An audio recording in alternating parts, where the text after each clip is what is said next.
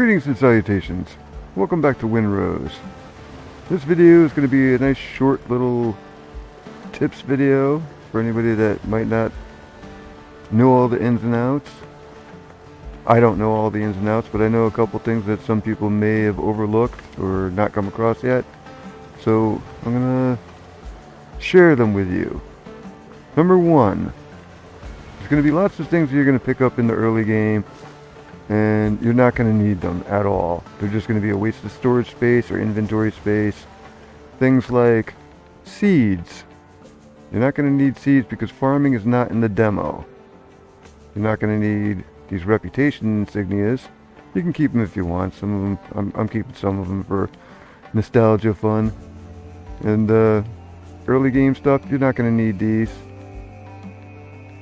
No need to upgrade all the green stuff. Once you get your blue stuff, make sure you upgrade all of this. But these things are just taking up space. You're never going to use them again. So once you get to a certain point, you're going to get an upgrade for your main workbench here. And it'll tell you that you need to be level 2 to make some of the things in here. In order to be level 2, you have to build this sawhorse right here. Once you build that within range of the workbench, you'll be able to build other things. But most importantly, you'll be able to make the shovel. And oops. When you pull out your shovel, you find a reasonably flat spot on the beach and just throw all this stuff down on the ground. You don't need anymore, you don't want. And then you want to Z or X to change it to flatten. And then just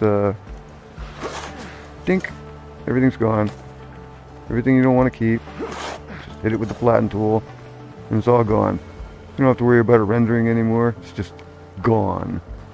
Alright, so that's probably the most important one. People want to destroy things earlier, and that's how you do it once you get the shovel.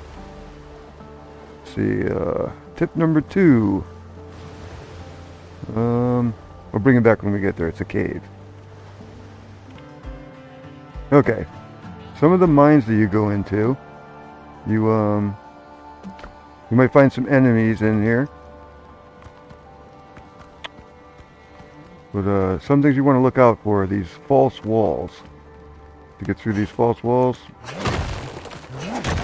smash your way through them. Usually leads to more ore, maybe some bad guys. Some of them are a little more hidden or harder to spot than others. Like this one here. I didn't catch this one right away. But when I did, I just built up to it. Got a whole nother level of ore to farm. So make sure you're keeping your eye open for those false walls so you can break them down and explore a little more. Now, in the caves that do spawn enemies, like this one here, once you defeat the enemies and you start mining, the enemies will respawn unless you build a campfire. So feel free to drop a bonfire and then you can mine in total peace. You don't have to worry about anything respawning on you. The campfire will not prevent ore from respawning, so you can leave that there and all this will respawn after you clean it out. Just mine everything.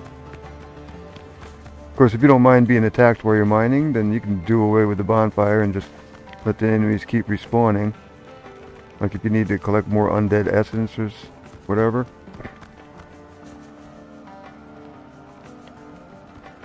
Okay, so let's see. I think that's about it for the cave. Like I said, once you set up your lighting, you can leave your lighting here. Anything you build to reach ore, you can leave that here. And everything will respawn except for the bad guys if you have the campfire down where they spawn. Alright, that was 2. What else have I got? Bringing her back in a minute. Okay, tip number 3. If you ever lose Galen for whatever reason, you set up bonfires all over the place and you click settle somewhere else, then you go back to your main camp, you can't find them. Just click on the bonfire. Sometimes it takes a second or two. and this will say settle. So if you're at your main camp and it says settle, he's not around, just click settle and he'll spawn right in next to the campfire. So you can move him around wherever you want. Let's see. Okay, gear upgrades. Once you have your blue gear, you want to make sure that you upgrade it as high as you can. And it'll be like to level 8, like your armor. Upgrade all your blue stuff to level 8. Because I've seen a lot of people do the ascension, making their purples from the blues, which is fine. You'll get 5, I think, of the special ore resource that you need to upgrade them to epic, to ascend them to epic. But you can't ascend them beyond epic. Whatever we need to do legendary is not available in the demo. So you should be able to, yeah, you can do all 5 of these. All 5 of the weapons that you find, you can ascend them. But make sure you also do the upgrades. Get everything up to level 8, so you're doing the maximum damage with everything. Ascension adds a second bonus to these. Like when you first get your rapier of 1,000 cuts, like I have, damage applies bleeding stacks up to 5 times. Now, when you ascend it, you get an additional perk, which allows the bleeding stacks to jump from anybody that has it on them to the next available target once he dies. So, yeah, that's definitely a great thing to have. And also, you want to make sure when you're doing your progression, the top 3 stats, strength, agility, and precision, are related to your weapons. So once you find the weapons you generally feel most comfortable running with, like with me, it's the rapier and the musket. So precision is good for both the rapier and the musket. So I put 3 stats there, 3 into mastery for the criticals, vitality 3, and stamina buff 3. But if you're using the halberd, you're going to want points in strength. If you're using the cutlass, you're going to want points in agility. And then talents, I always go with stamina and put my final point in deep impact, which is plus 3 to precision, 3% to precision. You can change your stats whenever you want using these coins. You'll get plenty of them by killing other pirates out at sea or going back to the camps, which you'll be doing a lot of since you can't make gunpowder. You can only get it from drops. Yeah, since you can only level up to 5, you're only going to have 4 talent points to spend, and you're only going to have 12 stat points to allocate. So keep that in mind. But like I said, you're going to get plenty of these coins, so you can respec whenever you want. Let's see. Oh, also, improvement is never linear. Potions. You're going to want to make sure that you're making the potions that are best for you. Like this one is great for melee. I thought there was another one.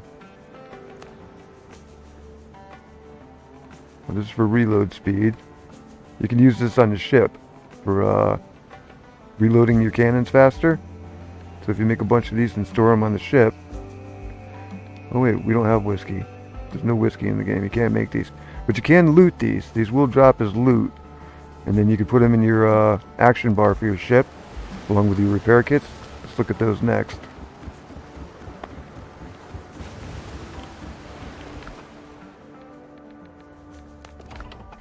Now, these are your action bars up here. These 4 slots. So if you have one of those barrels, you can put it up here, and it'll help your cannon reload speed when you're out at sea. Always make sure to have plenty of repair kits in this top row,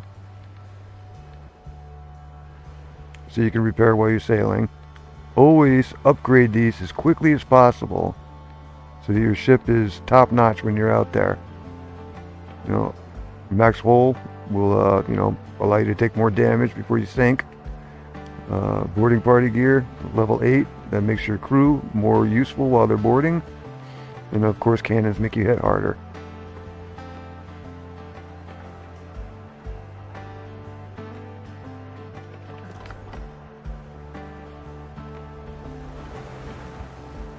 Also, another tip, you don't need to make 2 ships, but you can feel free to waste your resources if you want. It's always nice having a couple ships lying around. Makes your area look better.